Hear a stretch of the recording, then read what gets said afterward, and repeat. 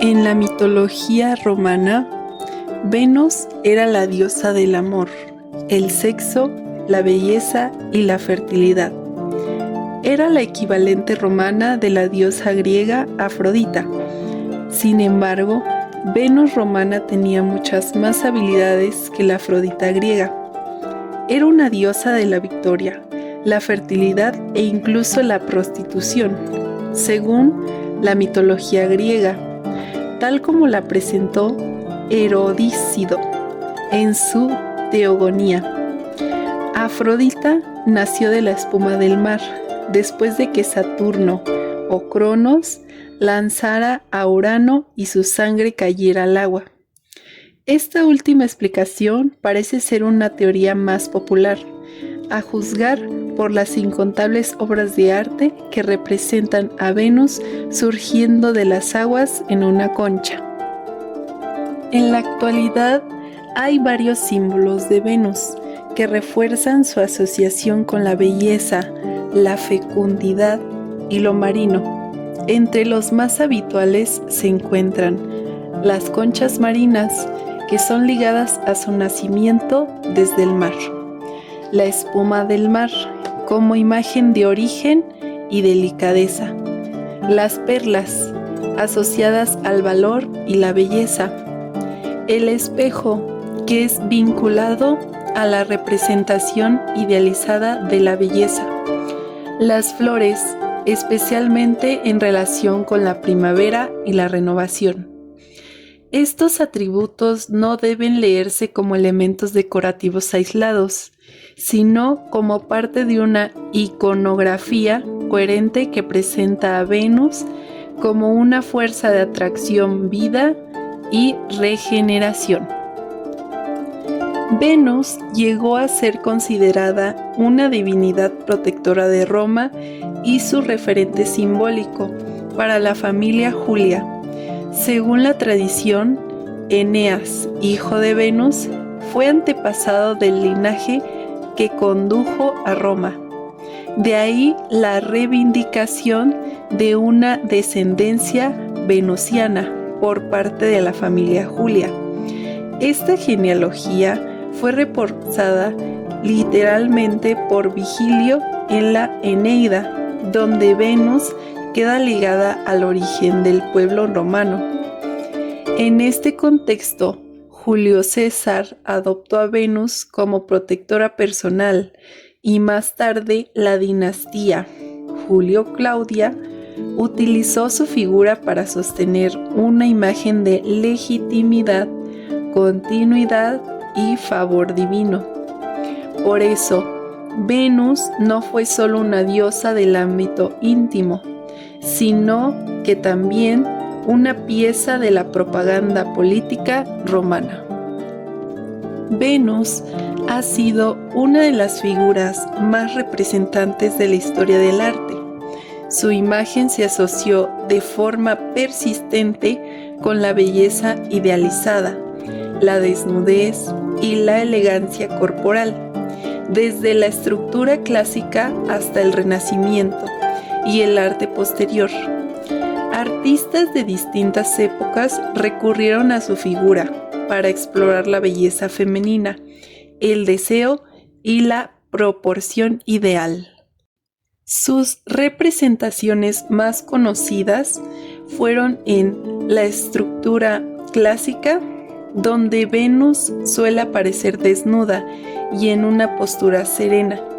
Un ejemplo célebre es la Venus de Milo, conservada en el Museo del Louvre.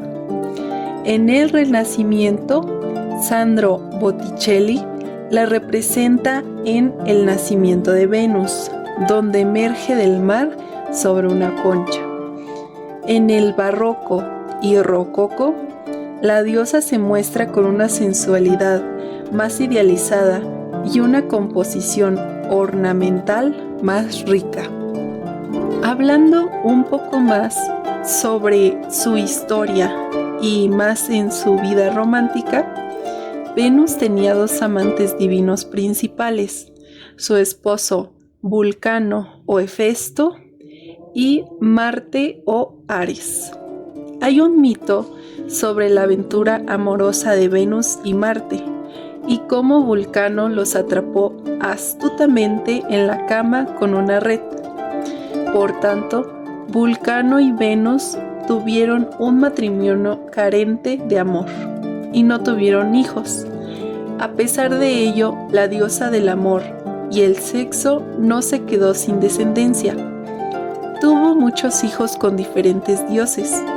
Con Marte tuvo a Timor o Fobos, la personificación del miedo, que acompañaba a su padre en la batalla.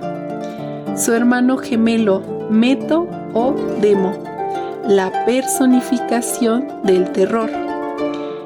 Concordia o Armonía, la diosa de la armonía, y los Cúpidos o Erotes, que era una colección de deidades del amor aladas que representaban varios aspectos del amor.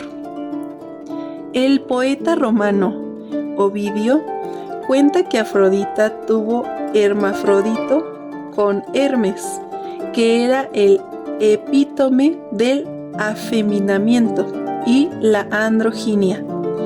Con Hermes o Zeus también tuvo a Fortuna o Tique, que era la personificación de la suerte y el destino en la región romana. A Venus se le considera la madre de la deidad menor, Príapo, un dios de la fertilidad, caracterizado por su pene desmensurado, con Baco. Según Pausías, se creía que la Gracia eran las hijas de Venus y Baco. Por lo más común es decir que eran las hijas de Júpiter y Eurínome. Sin embargo, las Gracias eran parte de corte de Venus, junto con los Cúpidos y su Adela, la diosa de la persuasión en los reinos del romance, el amor y la seducción. Algo que resalta mencionar es su culto. La primera aparición de un templo dedicado a Venus fue en el 295 a.C. Estaba dedicado a Venus Obesquies o Venus obediente en el monte Avetino por Fabus Urnes. Sin embargo, el templo estaba influido de aspectos griegos, de los cultos de Afrodita, y no era una creación nueva. En el 217 a.C., el oráculo sibilino surgió que si Roma, que en aquel momento estaba en camino de perder su segunda guerra púnica, lograba persuadir a Venus Élix de cambiar su alianza de sus aliados cilicanos cartagineses a los romanos, entonces ganarían la guerra. Roma ascendió Élix, le ofreció a la diosa un templo magnífico y llevó su imagen a la ciudad. Fue esta imagen extranjera la que acabaría convirtiéndose en la Venus, la madre de Roma.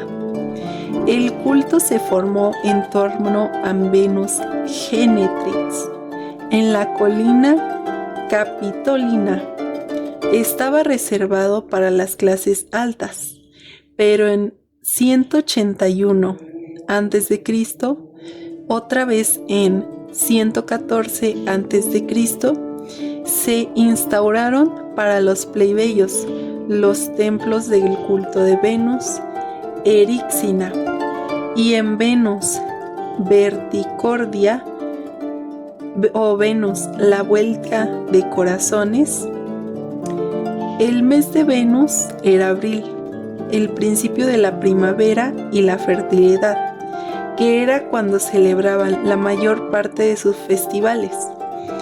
El 1 de abril se celebraba un festival en honor a Venus.